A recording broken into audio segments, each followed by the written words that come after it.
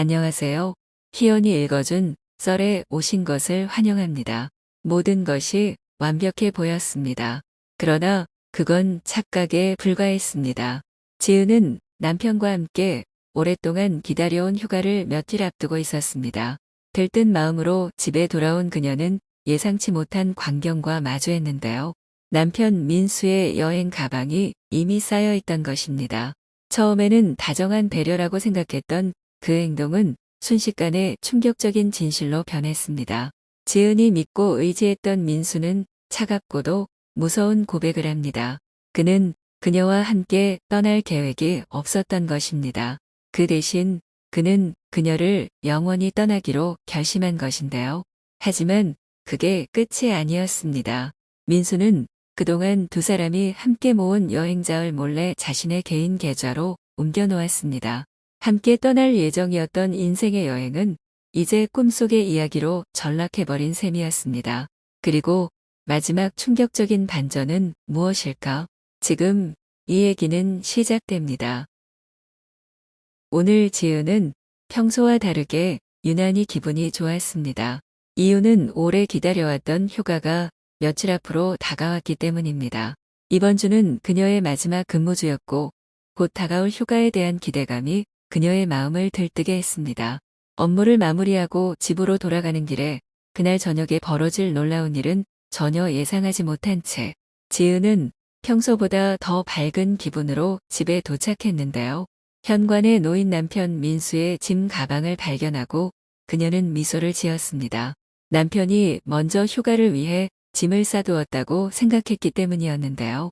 민수는 평소 짐을 싸는 것에 서툴렀지만 이번에는 혼자서도 짐을 싸고 심지어 여행용 베개까지 준비해둔 모습이 그녀를 더욱 미소 짓게 했습니다. 민수야, 나 돌아왔어. 지은은 부엌으로 들어가며 밝게 외쳤습니다. 하지만 그녀의 행복은 곧 사라졌는데요. 부엌에 들어서자마자 눈앞에 펼쳐진 광경이 그녀의 기분을 단숨에 바꿨습니다.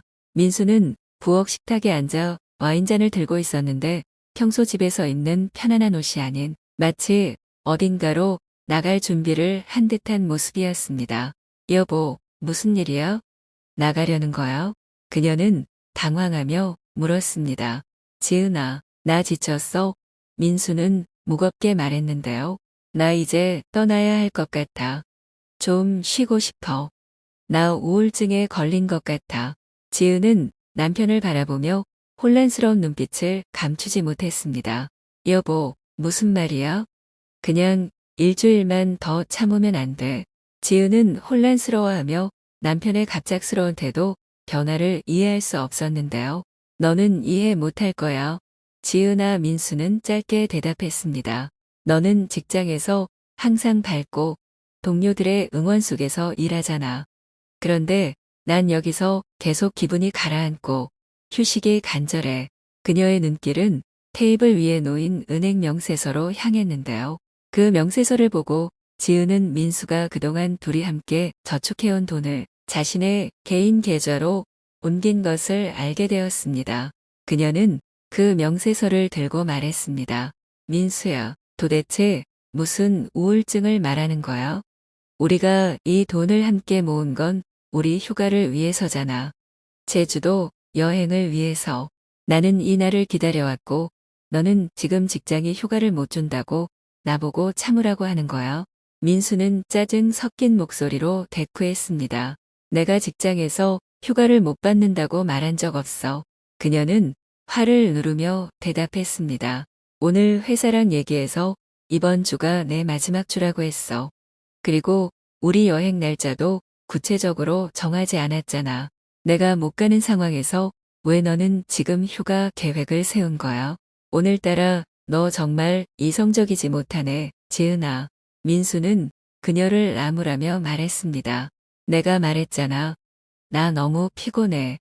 이 지긋지긋한 날씨에 지쳤어. 따뜻하고 평화로운 곳으로 가야겠어. 그럼 나는 어쩌라는 거야? 그녀는 소외된 느낌에 울분을 터뜨렸습니다. 남편은 어깨를 으쓱하며 대답했습니다. 현실적으로 말하면 넌 나와 함께 갈 수 없잖아. 너는 일 때문에 바쁘고 왜 우리가 이걸로 다투는지 이해가 안 되네. 내가 가장인데 내가 우리를 위해 최선의 결정을 내리는 거야. 민수는 화난 표정으로 짐을 싸기 시작했습니다. 이건 단순한 농담이 아니었습니다. 그는 정말로 떠날 준비를 하고 있었고 그것도 혼자서 그녀 없이 말입니다. 하지만 민수야, 그건 너무 불공평해. 그녀는 항의했습니다. 우리는 그 돈을 함께 모은 거잖아. 내가 나를 기다릴 수 없다면 적어도 내 몫반 가져가야지. 내가 휴가를 받으면 그때 너와 함께 가거나 내 몫으로 다른 곳에 갈 수도 있잖아. 민수는 잠시 멈춰 그녀를 쳐다봤는데요. 그의 얼굴에는 동정심이 전혀 보이지 않았습니다. 지은아, 내가 뭘 원하는지 모르겠어. 내가 여기 남아서 정신적으로 무너지는 걸 보고 싶은 거야. 어떻게 돈을 나눠? 내가 돈을 다 쓰면 어떡해. 남는 게 있으면 그때 돌려줄게.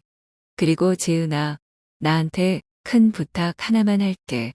여행 전에 내 기분 망치지 마. 내 마음은 이미 여행 중이야. 사실 오늘 밤 비행기 표도 예약했어. 지은은 그의 뻔뻔함에 말문이 막혔습니다. 그가 이미 그날 밤 떠날 비행기 표를 예약해둔 사실에 경악했습니다. 말을 잃은 지은은 목이 메어 아무 말도 할 수 없었습니다. 가슴속에 찌르는 듯한 고통이 느껴졌고 남편이 떠나는 모습을 더 이상 보고 싶지 않아 방으로 몸을 숨겼습니다. 최근 민수의 행동이 어딘가 이상하다는 것을 느꼈지만 그 이유를 정확히 짚어낼 수는 없었는데요. 그는 평소와 다르게 늦게 귀가하고 생소한 긴 대화를 먼저 시작하는 경우가 많아졌습니다. 지은은 처음엔 이런 불안한 생각들을 외면했는데요. 그것을 직면하는 것이 너무 두려웠기 때문이었습니다. 혹시나 아무 근거 없는 의심일까봐 생각하기를 꺼려했던 것입니다. 대신 마음을 가라앉히고 상황을 차분히 생각해 보기로 했습니다. 그녀가 과민 반응을 보이는 것일 수도 있었습니다. 가끔 결혼한 부부가 따로 휴가를 가는 게 그렇게 이상한 일은 아닐 수도 있잖아요. 그러나 현관문이 쾅 하고 닫히는 소리에 지은은 깜짝 놀랐습니다. 정말 인사도 없이 그냥 떠난 걸까? 믿을 수 없다는 생각이 스쳤습니다. 지은은 방에서 나왔는데요. 현실은 그녀가 두려워하던 그대로였습니다. 눈물이 터질 듯한 그 순간 테이블 위에 놓인 무언가가 지은의 눈길을 끌었습니다. 민수가 핸드폰을 두고 간 것이었는데요. 비밀번호가 걸려 있어 그녀는 열 수 없었지만 잠시 화면에 들어온 메시지가 그녀의 눈에 들어왔습니다. 나 이미 공항에 도착했어. 자기야. 도착하면 전화 줘. 그 메시지를 받아들이기도 전에 현관문이 다시 열렸고 민수가 들어왔습니다. 그는 지은을 의심스러운 눈으로 바라보며 핸드폰을 쥐었고 그녀의 볼에 짧게 입을 맞췄습니다. 나 가봐야 해. 자기야. 걱정하지 마. 지은은 순간 얼어붙었지만 금세 옷을 갈아입고 급하게 문을 나서며 택시를 잡으려 손을 흔들었습니다. 공항으로 가는 길은 그녀가 경험한 가장 긴 고통스러운 여정이었습니다. 민수가 어디에 있을지 몰랐지만 곧바로 그들은 눈에 띄었는데요. 그들의 행동은 마치 첫사랑에 빠진 고등학생들 같았습니다. 그 여자는 지은보다 훨씬 어렸습니다. 지은은 손으로 입을 가리며 숨이 턱 막혔습니다. 이렇게 끝나는 건가? 결혼 생활 5년, 우리가 행복한 가정이라 믿었던 5년이 이렇게 끝난다는 건가? 그녀는 생각했습니다. 지은과 민수의 이야기는 대학교에서 시작되었고요. 민수는 영어 수업에 늦었고 마지막으로 교실에 들어섰을 때 유일하게 남은 자리가 있었습니다. 그 자리는 운명처럼 매우 아름다운 소녀 지은 옆자리였습니다. 지은은 너무 아름다워서 많은 남학생들이 다가가는 것을 두려워할 정도였습니다. 아이러니하게도 이로 인해 지은의 자신감은 점점 낮아졌는데요. 남자들이 자신에게 관심이 없는 이유가 자신에게 무언가 문제가 있기 때문이라고 생각하게 된 것입니다. 그래서 민수가 자신 옆자리에 앉았을 때 그녀는 그의 용기에 즉시 관심을 가지게 되었습니다. 하지만 민수는 선택의 여지가 없었습니다. 그는 아름다운 소녀 옆에 앉는 것에 큰 부담을 느끼지 않았는데요. 왜냐하면 자신이 그녀에게 보이지 않는 존재라고 생각했기 때문이었습니다. 민수는 자신에게는 기회가 없다고 믿었고 그래서 떨지 않고 편안하게 행동할 수 있었던 것이죠. 수업 중 토론에서 그들은 짝을 이루게 되었고 민수는 지은과 대화를 나눌 기회를 얻게 되었습니다. 그때 민수는 지은이 단순히 아름다운 것뿐만 아니라 겸손하고 친절한 사람이라는 것을 알게 되었습니다.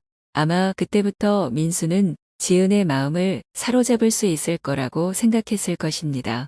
시간이 지나면서 민수는 그녀와 대화를 나누는 것이 더 편안해졌고 그들 사이에 사회적 격차를 잇기 시작했습니다. 어느 날 그는 수업이 끝난 후 그녀에게 차를 태워주겠다고 제안했습니다. 학기가 끝날 때쯤 그들은 공식적으로 연인이 되었고 졸업 후에는 결혼에 이르게 되었습니다. 하지만 이제 그들의 결혼 생활은 산산이 부서졌습니다. 민수는 그들의 공동 저축금을 사용해 그의 애인을 제주도로 데려가려고 했고 지은은 다음 날 다시 출근해야 했는데요. 빈집에 돌아와 남편이 불륜 여행에서 돌아오기를 기다리게 될 것입니다. 지은은 홀로 남겨진 듯한 절망감에 사로잡혔습니다. 상담할 사람도 속 이야기를 털어놓을 사람도 하소연할 사람도 없었습니다. 지은은 아버지 없이 자랐고 그로 인해 항상 마음 한구석이 비어 있었습니다. 그녀는 아버지의 지도와 사랑, 보호를 한 번도 경험해 보지 못했고 그로 인해 늘 완전하지 못한 느낌을 가졌고요. 사람들은 시간이 지나면 이 공허함을 극복하고 아무렇지도 않게 살아갈 것이라고 말했지만 그녀에게는 그렇지 않았습니다. 시간이 지날수록 그 공허함은 더욱 커졌습니다. 뒤돌아보면 지은은 자신이 왜 민수의 받아들이기 힘든 행동들을 참아왔는지 깨닫게 되었습니다. 아마도 그녀가 남자가 자신을 어떻게 대해야 하는지에 대한 기준이 없었기 때문일 것인데요. 이 생각을 할 때마다 가슴이 아팠고 지금은 더욱 고통스러웠습니다. 이제 그녀는 고립된 슬픔 속에 홀로 남겨져 누구에게도 기대지 못하는 처지였습니다. 지은은 18살이라는 어린 나이에 어머니를 잃었습니다. 그 후로 그녀는 이모와 함께 살았지만 늘 외부인처럼 느껴졌습니다. 이모는 지은에게 자신의 자녀들과 똑같이 대우해주겠다고 했지만 지은은 그렇지 않다는 것을 알고 있었는데요. 어머니의 사랑을 대신할 수 있는 것은 없다는 것을 말이죠. 그녀는 대학에 갈 때까지 이모 가족과 함께 지내며 그 시간을 버텼습니다.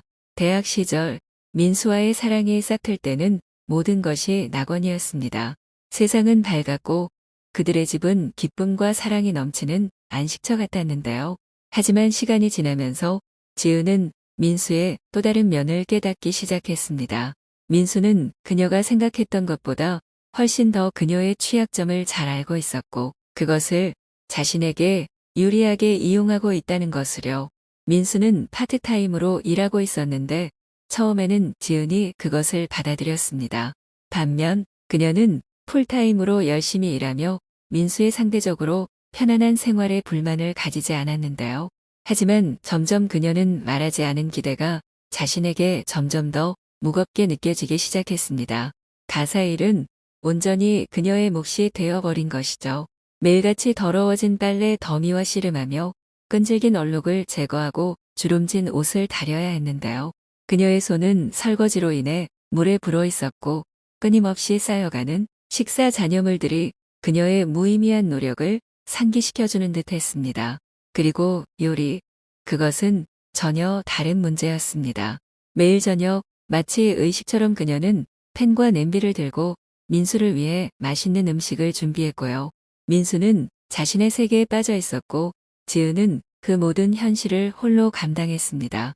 그럼에도 불구하고 그녀는 침묵을 지켰습니다. 불만을 토로하기보다는 마음속에 그 화를 삭이며 이런 일도 있는 거지라고 자주 혼잣말을 하며 자신을 위로하곤 했는데요. 민수는 그녀의 피로에 대해 전혀 눈치채지 못했습니다. 그는 늦게까지 자는 사치를 누리며 해가 중천에 떠서야 겨우 일어나곤 했습니다. 그의 하루는 컴퓨터 방에 갇혀 가상 세계에 몰두하는 것이었고 현실의 세계를 관리하는 것은 오로지 지은의 몫이었습니다. 어느 저녁 지은이 저녁 준비를 하던 중 그녀는 민수에게 민수야, 식탁 좀 차리는 거 도와줄래? 라고 부탁했고요. 작은 사랑아 하는 민수의 대답이 멀리 컴퓨터 방에서 들려왔습니다. 그녀는 늘 그렇듯 한숨을 쉬고 그 주제를 포기했습니다. 이처럼 무수히 많은 번 포기해왔지만 그녀의 마음속에는 인정받고 싶은 조용한 바람이 공중에 떠다녔고 그것은 그들 사이의 거리를 점점 더 넓히고 있었는데요. 민수의 아버지 종호가 심각한 병에 걸렸을 때 민수는 지은에게 아버지와 함께 지내며 돌봐달라고 애원했습니다. 종호는 노쇠하고 연로해 혼자서는 자신을 돌볼 수 없는 상황이었기 때문입니다. 하지만 지은이 예상했던 대로 결국 그녀는 두 남자를 돌보게 되었습니다. 그러나 지은은 종호에게는 아무런 원망도 없었고 오히려 그를 자신의 아버지처럼 여기며 인내와 친절로 보살폈고요. 종호는 지은을 매우 아꼈고 아들이 그녀를 어떻게 대하는지 그녀가 깨닫지 못한 부분까지도 깊이 느끼고 있었습니다. 어느 날 종호는 그녀에게 수수께끼 같은 충고를 해주었습니다. 얘야, 넌 절대로 안주할 사람이 아니란다. 그의 말은 그녀를 혼란스럽게 했고 시간이 지나면서 다시금 그녀의 마음속에서 그 말이 떠오르곤 했습니다. 종호의 건강이 좋아지자 그는 그들 부부에게 원래 집으로 돌아가자고 제안했습니다. 그의 회복에 감사하면서도 추가로 부양해야 하는 짐에 지친 그녀는 몇 달 후 이모가 심장마비로 세상을 떠났다는 비보를 듣게 되었는데요.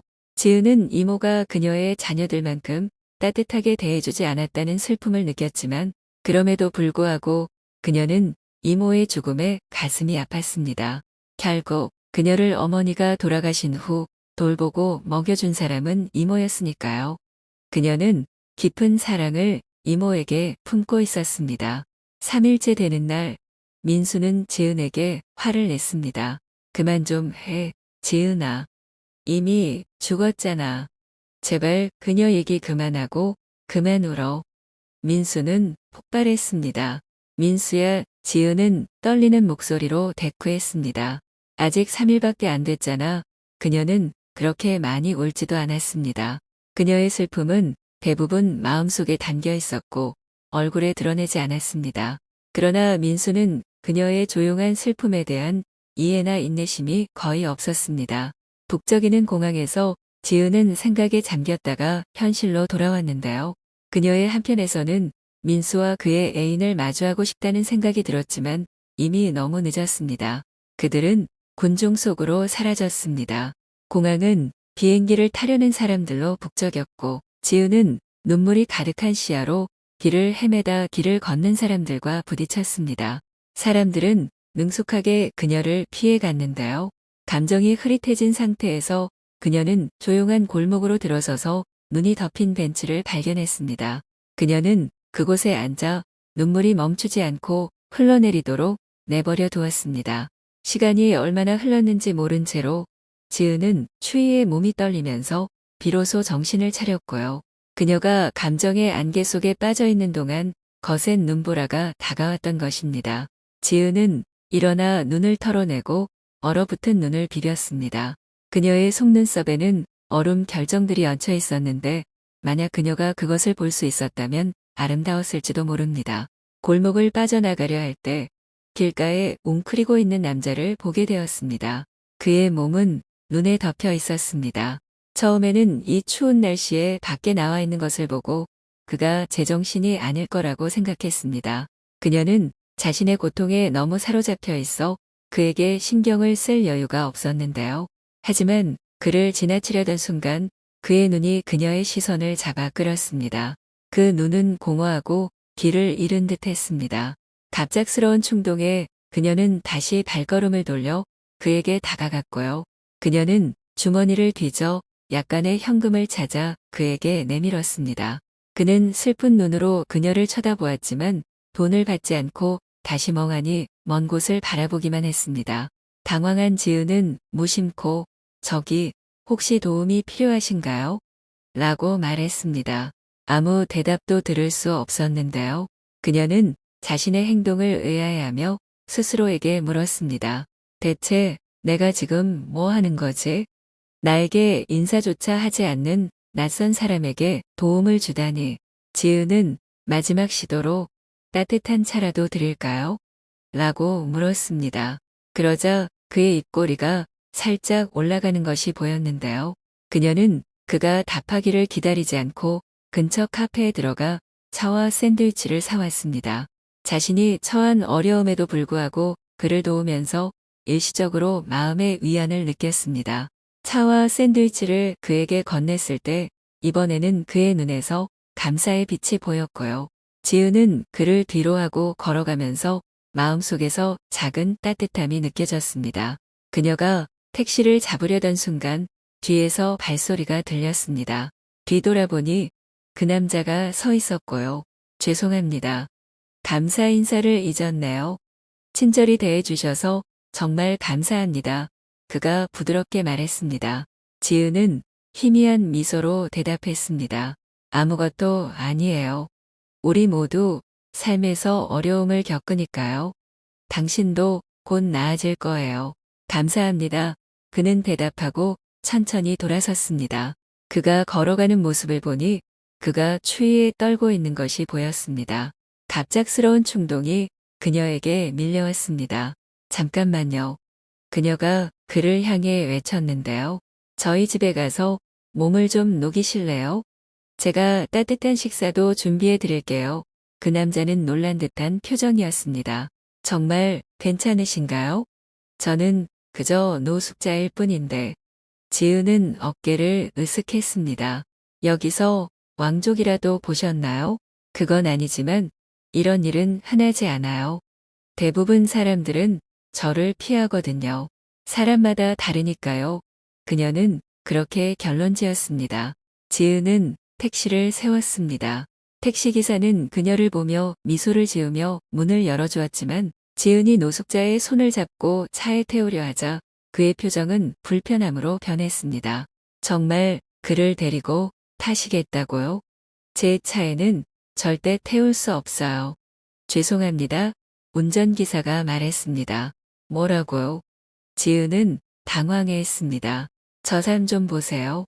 분명히 깨끗하지 않고 냄새도 심하게 나잖아요. 차량 청소 비용은 누가 내죠? 운전기사는 불만스럽게 대꾸했습니다.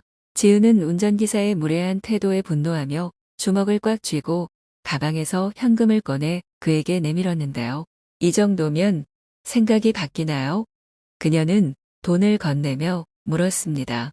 운전기사는 돈을 받아들고 빠르게 돈을 세었습니다. 금액이 꽤 크다는 것을 확인한 그는 미소를 지으며 말했습니다. 좋아요, 타세요. 지은이 준 큰돈 덕분에 운전기사는 말이 많아졌는데요. 그는 날씨에 대해 떠들고 평소 받는 운임이 너무 낮다는 불평을 늘어놓았습니다. 그들이 목적지에 도착하자 운전기사는 빠르게 차를 몰고 떠났고요. 따뜻한 집에 들어서자 노숙자는 만족스러운 한숨을 내쉬었습니다. 여긴 정말 아늑하네요. 그가 말했습니다. 제가 음식을 데울 테니 여기서 몸을 녹이시거나 따뜻한 샤워를 하셔도 돼요. 욕실에 수건이랑 가운도 있으니 편하게 쓰세요. 고맙습니다. 신뢰를 끼치고 있는 것 같지만 기꺼이 받아들이겠습니다. 특히 최근에 제대로 된 목욕도 하지 못했거든요. 그가 솔직히 말했습니다. 지은은 자신이 제정신인가 몇 번이나 자문했는데요. 결국 그녀는 완전히 낯선 사람을 자신의 집에 초대한 것이니까요. 그의 이름도 모른 채 이제 그 남자는 그녀의 욕실 안에 있었습니다. 아무리 자신의 결정을 의심했어도 지은은 자신에게 이것이 옳은 일이라고 계속해서 상기시켰습니다.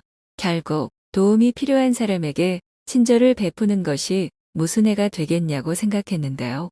그녀는 부엌으로 돌아와 간단하지만 따뜻한 음식을 준비하기 시작했습니다. 집안에 음식 냄새가 퍼지자 지난 며칠 동안의 긴장감이 잠시나마 사라지는 듯 했습니다. 잠시 후 그 남자는 욕실에서 나왔고요. 그는 완전히 변한 모습이었는데요.